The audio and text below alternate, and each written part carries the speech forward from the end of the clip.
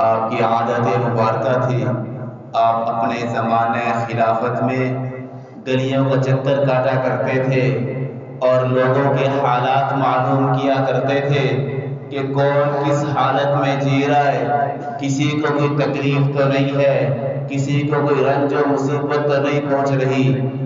ایک مرتبہ چکر لگاتے ہوئے ایک گھر کے پاس سے گزرنے لگے تو ایک گھر سے بچوں کے رونے کی آواز آئی۔ آپ کے ساتھ آپ کا غلام اسلم نامی شخص بھی تھا۔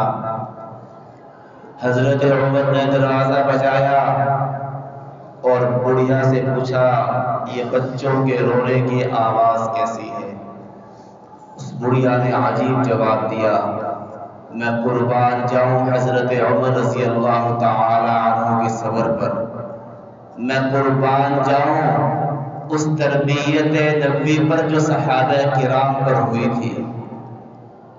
ہم جیسا کوئی ہوتا تو شاید وہ جواب سن کر بھڑک اٹھتا، شاید اس بڑھیا کو عمر قید بھی سنا دی جاتی۔ بڑھیا باہر نکلی، پوچھا بچے کیوں رو رہے ہیں؟ کہنے لگی بچے بھوک کی وجہ سے رو رہے ہیں، 3 دن ہو گئے کھانے کو کچھ میسر نہیں ہے۔ حالت یہاں تک پہنچی ہے کہ بچے روتے ہیں تو خالی پانی کے اندر پتھر ڈال لیتی ہوں اور ہنڈیا کو آگ پر چڑھا دیتی ہوں اور بچوں کو کہتی ہوں ابھی پک جائے گا، آپ انتظار کر لیں، اور یہ امید لگا لیتی ہوں شاید بچے سو ہی جائیں، لیکن آخر پیٹ تو ہر ایک کے ساتھ لگا ہے نا۔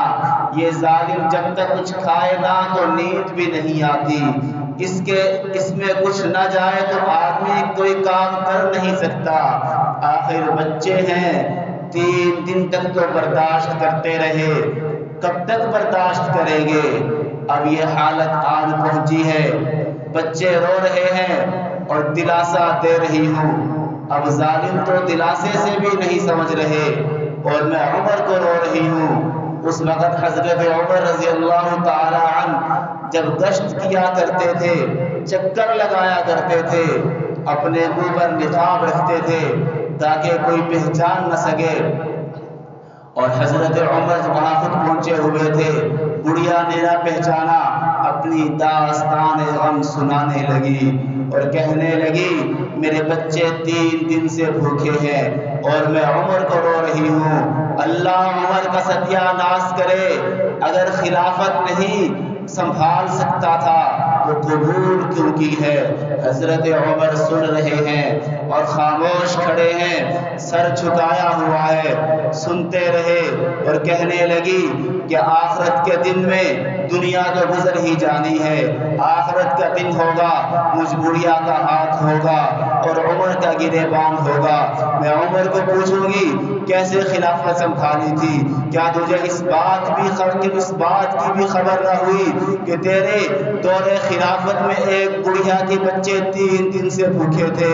حضرت عمر خاموش رہے اور بڑھیا سے یہ کہہ کر واپس مڑے، بڑھیا میں ابھی آتا ہوں۔ خادم اسلم کو ساتھ لیا اور اپنے گھر پہنچے، بیت المال پہنچے، ضرورت کا سامان لیا، آٹا اٹھایا، اس ضرورت کا سامان مسالے وغیرہ اٹھائے اور اپنی کمر مبارک پر رکھ لیے۔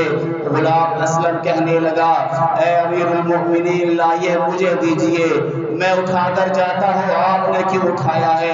جب 3-4 بار اصرار کیا، حضرت عمر فرمانے لگے اے اسلم کیا کل قیامت کے روز بھی عمر کا بوجھ اٹھا لے گا؟ اسلم کہنے لگا امیر المؤمنین ایسا تو ممکن نہیں ہے۔ تو فرمایا بس پھر رہنے دے، مجھے خود لے جا کر دینے دے، خود لے کر جا رہے ہیں، چل رہے ہیں، رات کا وقت ہے۔ بڑھیا کے گھر پہنچ گئے، دروازہ بجایا، آواز آئی کون؟ کہنے لگے وہی خادم جو ابھی آپ کے پاس آیا تھا، کچھ سامان لے کر آیا ہے، اگر اجازت دے تو یہ خادم خود پکا کر دینا چاہتا ہے، اگر اجازت مرحمت فرما دیں۔ بڑھیا نے کہا ٹھیک ہے، اندر تشریف لائیے، پکا دیجئے۔ عجیب عجیب خلیفہ ہیں، عجیب رب کے نبی کے تربیت یافتہ ہیں۔ حضرت اسلم تو اس وقت ان کے غلام تھے، فرمانے لگے میں نے کہا امیر المؤمنین آپ یہ کیا کر رہے ہیں؟ یہ کام مجھے ہی کرنے دیجئے۔ فرمایا چپ ہو جا، یہاں امیر المؤمنین نہ کہنا، کہیں بڑھیا نہ سن لے۔ اسلم بیان کرتے ہیں میں دیکھ رہا تھا لکڑیاں جلا رہے ہیں امیر المؤمنین، اور آپ کی داڑھی مبارک کے اندر سے دھواں اٹھ رہا ہے، آپ پکا رہے ہیں۔ کچھ دیر کے بعد کھانا تیار ہوا اور آپ نے بچوں کو پیش کیا۔ حضرت اسلم غلام نے کہا حضرت چلتے ہیں، کھانا پیش ہو گیا۔ فرمایا نہیں نہیں عمر ایسے نہیں جائے گا، عمر کی جن آنکھوں نے ان بچوں کو روتے ہوئے دیکھا ہے وہی عمر کی آنکھیں اب ان بچوں کو مسکراتا ہوا دیکھنا چاہتی ہیں۔ تاریخ میں لکھا ہے حضرت عمر سائڈ پر ہو کے بیٹھ گئے اور بچوں سے ایسی باتیں کرنے لگے کہ بچے ہنسنے لگ جائے، بچے ہنسنے لگے۔ اسلم کہتے ہیں میں دیکھ رہا تھا بچے ہنستے تھے عمر روتے تھے، بچے پھر ہنستے ہیں عمر روتے ہیں۔ بچوں نے کھانا کھا لیا، کھانے سے فارغ ہوئے، بڑھیا سے کہنے لگے بڑھیا اب مجھے اجازت ہو تو مجھے جانے دیجئے۔ بڑھیا دعائیں دینے لگی اللہ تیرا بھلا کرے، اللہ کرے عمر کی جگہ تو حکمران بن جائے، اللہ کرے عمر کی خلافت تجھے مل جائے۔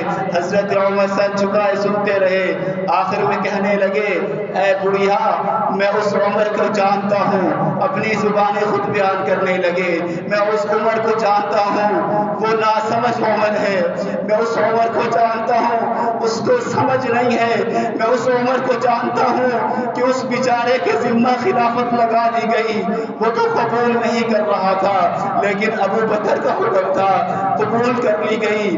اماں تھوڑی دیر پہلے آپ نے کہا تھا کہ کل قیامت کا روز ہوگا، عمر کا گریبان ہوگا، مجھ بڑھیا کا ہاتھ ہوگا۔ اے اماں میں آپ سے درخواست کرتا ہوں اللہ کے لیے اس عمر کو معاف کر دے، وہ عمر اس قابل نہیں کہ اللہ کے دربار میں حاضر ہو کر آپ کی بات کا جواب دے سکے۔ بڑھیا کہنے لگی نہیں نہیں معاف نہیں کروں گی۔ حضرت عمر پھر کہنے لگے اللہ کی بندی میں آپ کو اللہ کا واسطہ دیتا ہوں اس بیچارے عمر کو معاف کر دے، وہ اللہ کے سامنے نہیں ٹک سکے گا۔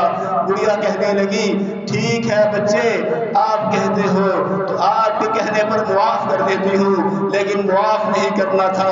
حضرت عمر رو رہے ہیں، زاروں کتار رو رہے ہیں۔ جب بڑھیا نے کہا میں نے معاف کر دیا، حضرت عمر نے اپنے چہرے سے نقاب ہٹایا۔ بڑھیا نے جب دیکھا کہ یہ تو خود عمر ہے، بڑھیا ہکا بکا رہ گئی، حیران و پریشان غمزدہ ہو گئی اور کہنے لگی عمر تو نے میرے ساتھ یہ کیا کیا ہے، یہ ڈرامے بازی میرے ساتھ کیوں کی؟ کہنے لگے نہیں نہیں یہ کوئی ڈرامے بازی نہیں ہے، یہ کچھ بھی نہیں ہے، یہ تو میرا فرض تھا جو میں نے ادا کیا۔ اور اپنے غلام اسلم سے کہنے لگے اے اسلم تو گواہ رہنا، اس بڑھیا نے تیرے سامنے عمر کو معاف کیا ہے، اب عمر کا گریبان کا اس بڑھیا کے ہاتھ میں نہیں ہوگا۔ وہ عمر کہ جس کے بارے میں نبی نے فرمایا تھا فی الجنہ، وہ عمر کہ جو اللہ کے نبی نے مانگ کر لیا تھا، وہ عمر کہ جن کے بارے میں حدیث پاک میں آتا ہے اللہ کے نبی نے فرمایا تھا اللہ عمر اسلام کو دے دے تاکہ اسلام کا عروج ہو، اسلام کا بول بالا ہو۔ وہ عمر کہتے ہیں کاش میں ایک دن کا ہوتا